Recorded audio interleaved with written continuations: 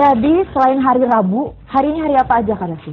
Hari susu, sedunia, ya. Nusantara, terus juga hari kelahiran Pancasila, ya, satu sama lagi? ini hari perlindungan anak sedunia. Penting banget nih ngomong-ngomong tentang perlindungan anak, kita akan bahas tentang bagaimana caranya supaya anak ini tidak takut sama yang namanya hantu. Betul, karena melindungi anak itu tidak hanya dari environment-nya saja, dari kejahatan manusia, tetapi juga bagaimana kita melindungi anak dari apa-apa yang bisa diserap oleh anak, masuk dalam otaknya, akhirnya membentuk karakter anak. Jadi tontonan juga harus kita pilih-pilih. Ini dia penjelasannya.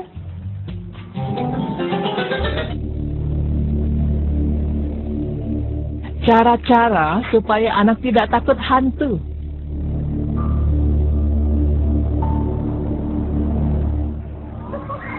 Semua manusia memiliki rasa takut, tak terkecuali anak-anak.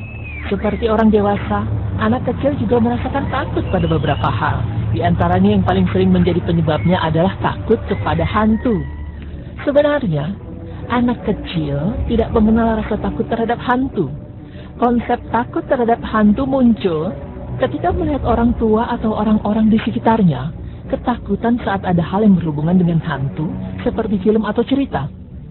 Nah, rasa takut kepada setan atau hantu bisa mengantarkan kepada syirik, meski pada anak mungkin tidak akan separah itu. Namun tak jarang kita dapati karena rasa takut kepada hantu atau semacamnya, anak menjadi takut keluar kamar untuk mengambil wudhu pada pagi hari, sehingga menunda-nunda waktu sholat subuhnya. Lalu bagaimana cara supaya anak tidak takut kepada hantu? Setelah mengenal rasa takut yang dirasakan oleh anak, ada beberapa cara yang bisa diterapkan untuk mengatasi rasa takut dalam diri anak. Antara lain, menanamkan tauhid dan akidah yang benar. Cari tahu, apa sebetulnya hantu dalam pikiran sang anak. Jika yang ditakutkan anak adalah orang mati, maka jelaskanlah bahwa orang mati tak akan bisa memberi manfaat maupun bahaya bagi orang yang masih hidup. Namun, jika sang anak telah mengerti bahwa yang dimaksud orang-orang dengan hantu adalah penjelmaan dari setan atau jin yang hendak mengganggu manusia, maka orang tua haruslah menjelaskan kepada anak bahwa tidak ada kekuatan yang paling kuat kecuali kekuatan Allah. Jelaskan kepada anak bahwa hanya kepada Allah lah ia harus takut. Sebagaimana Allah telah berfirman, "Karena itu janganlah kamu takut kepada mereka, tetapi takutlah kepadaku jika kamu benar-benar orang yang beriman." Quran Surah Ali Imran ayat 175. Selanjutnya, mengajarkan wirid serta doa yang diajarkan oleh Rasulullah Shallallahu Alaihi Wasallam. Ada banyak wirid dan doa yang bisa diajarkan pada anak yang sesuai kapasitas kemampuan anak.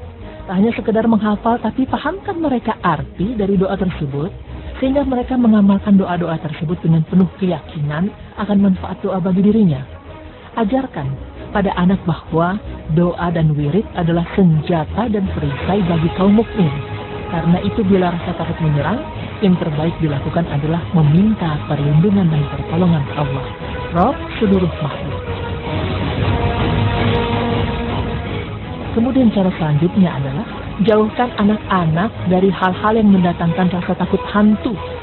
Hal-hal tersebut seperti cerita misteri, patung, dan lukisan menyeramkan.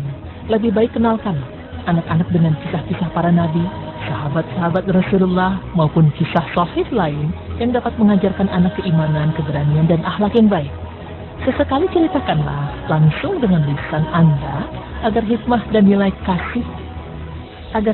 nilai kisah lebih mengena di hati anak, juga akan lebih mendekatkan orang tua dengan sang buah hati.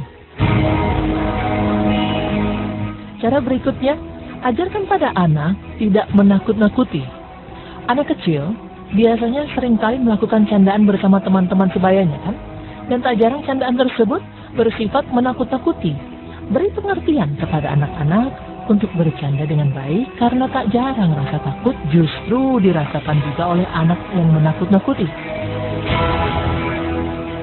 Lalu, orang tua harus menjadi teladan yang baik. Hal ini merupakan suatu kelaziman di mana anak-anak akan mencontoh orang tuanya, tak terkecuali dalam menghadapi rasa takut.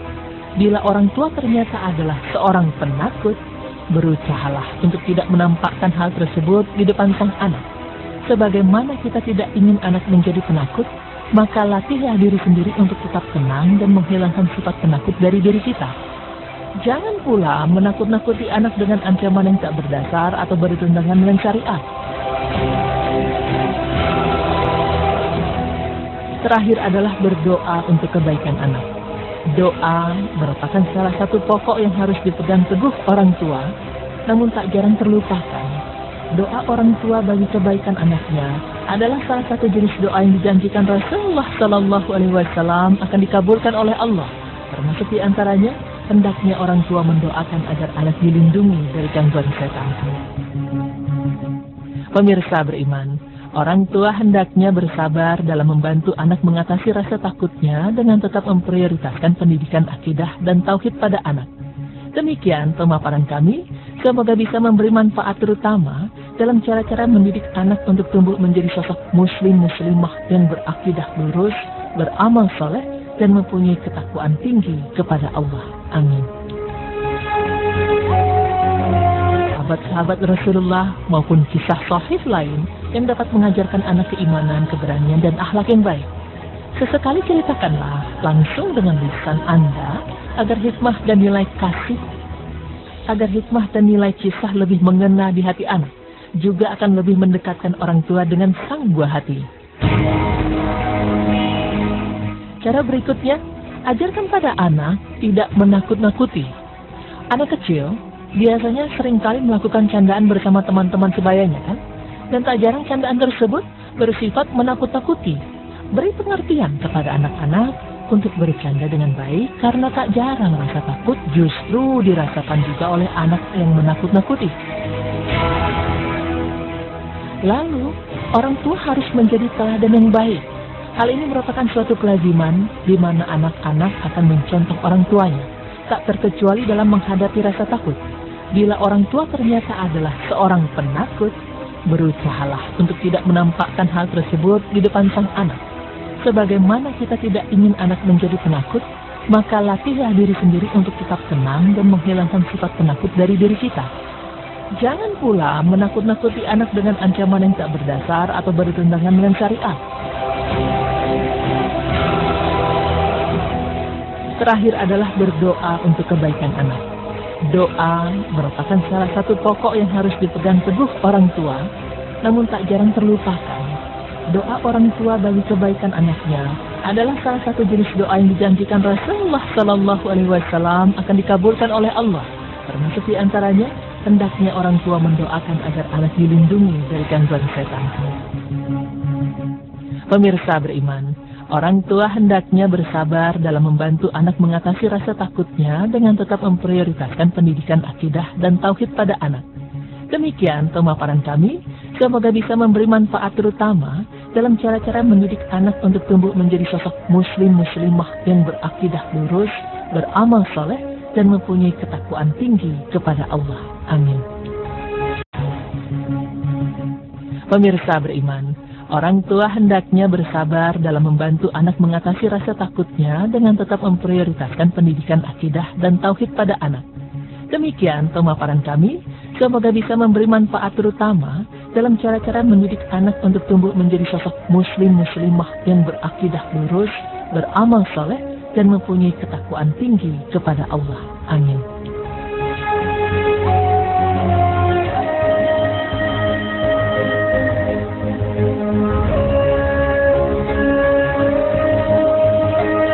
Nah, kita harus yakin, tanamkan keyakinan ketauhidan kepada anak bahwa Allah lah yang maha segala, Allah yang maha kuasa. Jadi kalau yang lain itu tidak ada apa-apa, dan kita sebagai hamba Allah itu kita sebagai khalifah di muka bumi, ya. Jadi nggak perlu takut sama yang kayak gitu, ya kan? Betul. Harus dipilih-pilih juga nih tontonan yang baik untuk anak. Jangan sembarangan boleh dikasih tontonan. Betul. Dijelaskan juga kalau mungkin memang berbau-bau nih. Betul. Jam tayang anak juga diperhatikan, jangan sampai larut malam ya untuk menonton tayangan. Baik. Nah, mudah-mudahan berfaedah. Amin. Setelah ini kita akan bahas, biasanya orang kalau di rumah atau misalnya kita pergi ke Saudi ya, itu suka ada wewangian yang dibakar gitu. Bufur namanya. Bufur. Cuman kadang-kadang ada orang yang mengatakan ini sama dong sama menyan. Nah, itu yang akan kita bahas nanti. Kira-kira perbedaannya apa ya? Jangan kemana.